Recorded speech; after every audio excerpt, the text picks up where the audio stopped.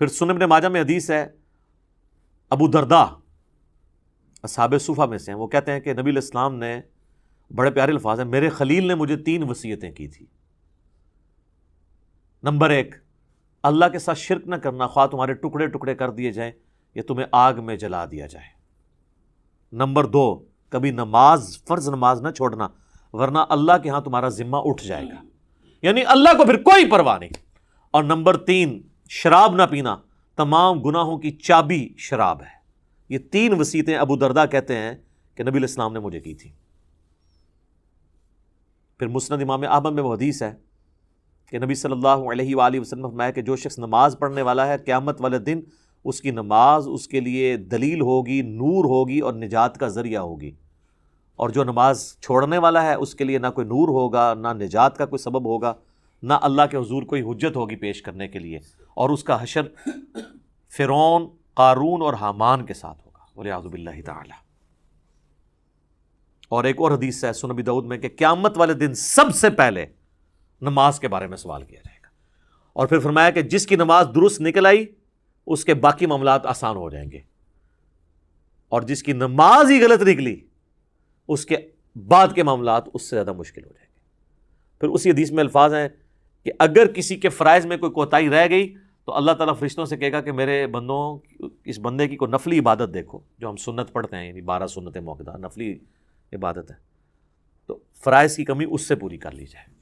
لیکن فرض کے اوپر کوئی کمپرومائز نہیں ہے۔ لہٰذا یہ جمعے کے معاملے کو اتنا ہلکا جاننا اور کہنا جی بس ٹھیک ہے دیکھی جائے گی، کوئی فرق نہیں پڑتا۔ اور حقیقت بات تو یہ ہے کہ علماء عرب تو آپ کو پتہ ہے کہ نماز چھوڑنے والے کی تکفیر کرتے ہیں، اور ان کے فتوے کے تحت تو پھر ظاہر ہے کہ نکاح بھی ٹوٹ جائے گا، جو انہوں نے پوچھا نکاح تو ٹوٹ جائے گا ظاہر ہے، اور ایسی عورت کو تو ایسے مرد سے بالکل طلاق لے لینی چاہیے، اس کو دھمکی لگائے کہ یا تو نماز شروع کر، جمعے کی نہیں، عام نماز بھی، ادروائز دیکھیں نا جی، اب یہ تو نہیں کہ آپ نے صرف کلمہ پڑھ لیا تو آپ مسلمان تصور ہو جائیں گے، یعنی اسلام 3 چیزوں کا نام ہے نا، اقرار باللسان، زبان سے اقرار کرنا، و تصدیق بالقلب، اور دل سے تصدیق کرنا، و عمل بالجوارح، اور اپنے اعمال کے ساتھ، جوارح کے ساتھ اس کو ایگزیکیوٹ بھی کرنا۔ آپ نے عمر سیریز میں نہیں دیکھا کہ جب وہ جاتے ہیں جو مرتدین قبائل کی طرف، جن کی طرف ان کو خبر ملتی ہے کہ یہ مرتد ہوئے ہیں، تو وہ کہتے ہیں اذان دو، جواب میں اگر وہاں سے اذان کی آواز آتی ہے تو وہ پھر حملہ نہیں کرتے تھے، اور نہیں آتی تھی تو پھر وہ، یعنی وہ ان کے لیے جو ٹیسٹن انہوں نے رکھا ہوا تھا نا، چیک پوائنٹ، وہ نماز تھی۔ اب مجھے بتائیں صحابہ اگر اس وقت دنیا میں آ جائیں، اور ہم جو اس وقت کلیم کر رہے ہیں کہ دنیا کا سب سے بڑا اسلامی ملک پاکستان ہے نا، کہتے ہیں انڈونیشیا کو بھی پیچھے چھوڑ دیا نا اب آبادی کے اعتبار سے، تو وہ پاکستان کے شناختی کارڈ میں جو لکھا ہے اس اعتبار سے تو واقعی سب سے بڑا ہے، لیکن اگر اس کو اللہ کے کرائٹیریا میں دیکھا جائے تو یہ کہاں پہ کھڑا ہوگا ملک؟ میرے خیال ہے پاکستان میں 1% سے بھی کم لوگ ہیں جو 5 وقت کی نماز پڑھتے ہیں، اور جمعہ پڑھنے والے بھی ہارڈلی 5% ہوں گے، 5 سے 10%،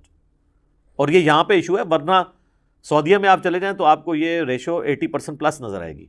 انڈونیشیا، ملیشیا میں 80% زیادہ لوگ عام نماز بھی پڑھتے ہیں، جمعہ چھوڑنے کا تو کوئی تصور ہی نہیں ہے وہاں پہ،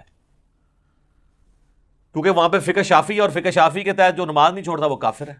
اور مجھے نہیں سمجھ آتی اس کو فقہ میں کیوں الجھا دیا انہوں نے کہ جی امام حنیفہ نے بھی کوئی ہلکی اس کی سزا نہیں بتائی ہوئی ہے، وہ کہتے ہیں جو تارک الصلاح ہے اسے قید کیا جائے گا یہاں تک کہ وہ نماز شروع نہ کر دے، پھر اسے چھوڑا جائے گا، تو یہ بھی سزا کوئی چھوٹی نہیں ہے۔ باقی 3 ائمہ تو کہتے ہیں کہ اسے قتل کیا جائے گا، وہ مرتد ہی اسے تصور کرتے ہیں تارک الصلاح کو۔ تو اب چونکہ سختی نہیں ہوئی ہے تو پھر آپ انجام دیکھ لیں۔ کہتے ہیں جی وہ سب سے زیادہ حنفی ہیں، اسی لیے سب سے زیادہ بے نمازی دنیا میں، کیونکہ آپ تکفیر نہیں کرتے بے نمازی کی، تو جب حنفی زیادہ ہوں گے تو بے نمازی زیادہ ہوں گے۔ حالانکہ اسے حنفی شافعیت کا مسئلہ ہی نہیں، یہ تو مسلم شریف میں حدیث ہے نا، یہ کوئی امام شافعی کا قول تو نہیں ہے۔ صحیح مسلم میں کتاب الایمان میں پہلے چیپٹر کے اندر یہ حدیث موجود ہے کہ بندے کے کفر اور اسلام کے درمیان فرق نماز ہے۔ اس حدیث کو تو مطلب امام شافعی یا احمد بن حنبل یا امام مالک کے کسی دھکے کی یا انہوں موڈا دینے کی ضرورت نہیں ہے نا، یہ حدیث خود ہی، اور اس سے بڑھ کر سورہ روم کی آیت وَأَقِیمُوا الصَّلَاةَ وَلَا تَکُونُوا مِنَ الْمُشْرِکِینَ، نماز قائم رکھنا اور دیکھنا مشرکین میں شامل نہ ہونا۔ تو جناب یہ جمعوں وغیرہ کے چکر سے ذرا باہر نکلیں،